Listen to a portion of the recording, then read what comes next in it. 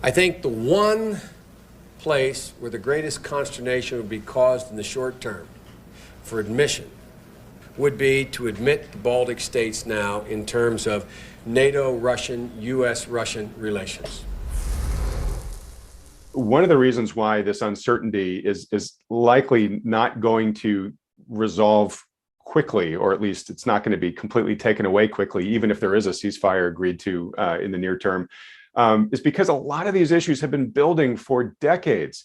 And Mike, I know you've talked on this channel for years and years and years about the monetary reasons, like the policy causes of this instability we have right now, the too much debt, the too much money printing, currency printing, et cetera.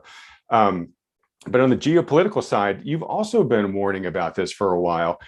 You shared your great video last week. You shared your great video that you'd done a couple years back, I think in 2015, about why Russia feels surrounded. There's a map and a clip here from President Biden, but from a couple decades ago, that I think are really worth sharing, because they show you that the reason why Russia acted, whether you agree with it or not, we understood the reasons for what would propel Russia to take some sort of extreme action like this. We understood those reasons back in the 90s, correct? Yeah, well, here's Biden saying that the admission of the Baltic states into NATO was one of the most destabilizing things that we could do when it comes to the relationships with Russia. And then if you watch my video, why the map that shows why Russia feels surrounded, we're now potentially, we've been dangling the carrot of being a NATO member in front of the Ukraine for years, and it thinks that it's going to be a NATO member. Now, I'm against what Vladimir Putin is doing, but I am very for everybody trying to understand both sides of the situation. So why don't we run this clip here of Biden and what he was saying about the admission of the Baltic states, which were admitted into NATO. Now the shoe is on the other foot. He's not on the same side that he was on back in 1997. I think the one place where the greatest consternation would be caused in the short term for admission, having nothing to do with the merit and preparedness of the country to come in, would be to admit the Baltic states now in terms of NATO-Russian, U.S.-Russian relations. And if there was ever anything that was going to tip the balance, were it to be tipped in terms of a vigorous and hostile reaction, I don't mean military, in Russia, it would be that. Okay. So if you look at this map, you can see that the Baltic states were admitted. Now, the border of the Ukraine, this is 1,300 miles long border in some of the more populated right along some of the most populated areas of Russia. It's a huge worry that they would be potentially admitted into NATO. And everybody needs to step back and take a breath and sort of look, is there a solution to this situation? Can I write my congressman? What can we do? Because this isn't about the US or Russia winning. This is about World War III or not. And, I do encourage everybody to watch Carl Sagan's Pale Blue Dot again. It really does put things in perspective. But if the Ukraine is, Vladimir Putin warned us about this in 2015, and that is what was the reason for my presentation, the map that shows why Russia feels surrounded. He made a press conference, and then it didn't get picked up in the Western media. Nobody on this side of the issue saw it. It got suppressed way back in 2015. It was very, very important. And basically, he was warning us that this day is coming if we don't take a look at how both sides feel. I want to read something here. We've got something called the Monroe Doctrine. And the Monroe Doctrine, basically, originally, it was more about Europe's involvement in the Western Hemisphere. But back in 1823, President Monroe gave this speech, and he basically said that Europe cannot interfere in the Western Hemisphere. So the Western Hemisphere is off limits. And then that was extended during Teddy Roosevelt's time, and then again during John Kennedy. He invoked the Monroe Doctrine in the Cuban Missile Crisis, and he basically said, if at any time the communist buildup in Cuba were to endanger or interfere with our security in any way, or if Cuba should ever attempt to export its aggressive purposes by force or threat of force against any nation in this hemisphere, or become offensive military bases of significant capacity for the Soviet Union, then this country will do whatever must be done to protect its own security and that of its allies. So that is what Kennedy said when the Russians were trying to put a base in Cuba. Well, now if the Ukraine becomes a member of NATO, that is putting maybe they will put a base in that country or not, but there are already a lot of NATO bases pretty much surrounding Russia. Got any comments there? Well, just, to my main point when introducing this, these issues have been around for a long time. Right. And you're even saying kind of the spirit of it, that Russia's analogy of the Monroe Doctrine, right? I mean, that type of mentality that nations, especially large nations, have has been around for centuries, right? So right. All I'm saying is that we would be sensitive if Russia tried to put military bases in Canada and Mexico. We would be the ones bringing on World War III at this point. We would not accept that at all. And people just sort of, and there is something that can be done about it.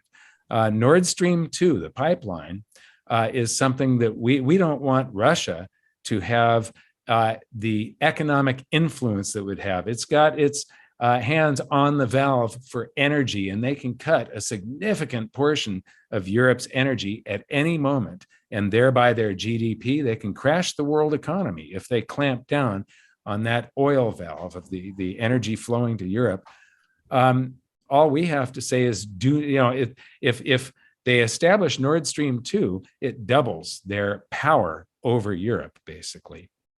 That can be traded, basically. We say all your investment in Nord Stream 2, let go of that. That's dead. And we will help to establish the Ukraine as a neutral buffer zone, a neutral state, not a NATO member with one of a military base, a NATO military base, basically an American military base, right on the other side of your border, because that would be similar as Russia establishing bases right across the Canadian border and Mexican borders. It's very, very similar. And I think a lot of people just, we all need to step back and think at this moment. I am not for Russia or Vladimir Putin. The one thing I do know is that there's no Russian that specifically wants to kill me, and there's no Russian that I specifically want to kill. The people on both sides are good people, and we need to all realize that the Russian people are not evil. It's our leaders that cause these problems. Well, absolutely. And, the main point I just want to underscore is because of the longstanding issues that led up to this, this is not going to be a situation where, we can spank Russia and just send it back and say, hey, don't do this again. We're going to have some sort of negotiated outcome here that better address the tension that had been building that led to this, right? For all the reasons you just mentioned, we would never accept, Russian bases in Canada. They're never going to accept something on their doorstep. So to your point about whether it's trading Nord Stream for, neutrality guarantees, whatever, we are going to have to work with them and to come up with some sort of, long-standing solution to that building friction. And you and I were talking about before we started the camera here, Mike, we obviously, and I think for very good reason, countries like Russia get criticized for suppressing dissent and publishing what might be considered propaganda, inside their countries to drive the narrative. But in Western countries, we increasingly have, a demonization of the other point of view. And if you need to have a mutually arrived at outcome with an adversary, you have to understand each other's sides to be able to come up with, the horse trading that you're going to need to come up to meeting in the middle. But right now, it does not seem like there's much listening on either side to trying to understand the opponent.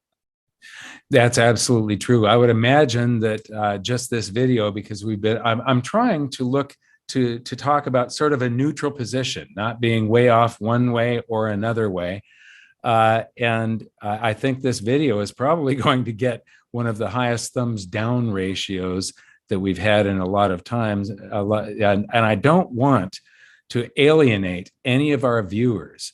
I just want everybody to try and look at this thing with the most level head possible. And then write your congressman, senator, try to be part of the solution instead of part of the problem. And part of the problem is when somebody lets emotions guide them, they get all full of testosterone and they're about to get in a fight. Well, we don't want to be throwing punches at this point. Russia will get out of the Ukraine if they are certain. Right now, he's just wrecking the Ukraine. And there was, videos done on this. I'm discovering videos that show this thing developing since like 2012 and even earlier, that thing that we just showed with Biden. This goes way, way back. And anybody that thinks that this is all caused by Vladimir Putin just suddenly invading the Ukraine doesn't really understand what's going on. And then without the understanding, it becomes much easier for emotion to guide you. And when emotion guides you, then it's really easy for you to be manipulated by whoever wants to manipulate you. So I think that brings us to the meme of the day. Now, I don't know the accuracy of this meme of the day because it's got NATO bases planted around here. But this was a meme that was going around, and it was in my presentation back in 2015. And it sort of drives the point home when you think about the Cuban Missile Crisis, and you think our response is that there cannot be any interference in the entire Western Hemisphere. So no foreign military bases from extending from Russia or China or some power that's not in the Western Hemisphere. We will not tolerate that. We won't allow it. And then take a look at this. Russia wants war. Look how close they put their country to our military bases. So with that, I want to thank you, Adam, for being here. Always a pleasure, Mike. Look, end of the day, let's just hope for the swiftest, most peaceful resolution to what's going on in Ukraine, but very, very interesting times we're living through right now. Yes. Thanks a lot. We'll see you later.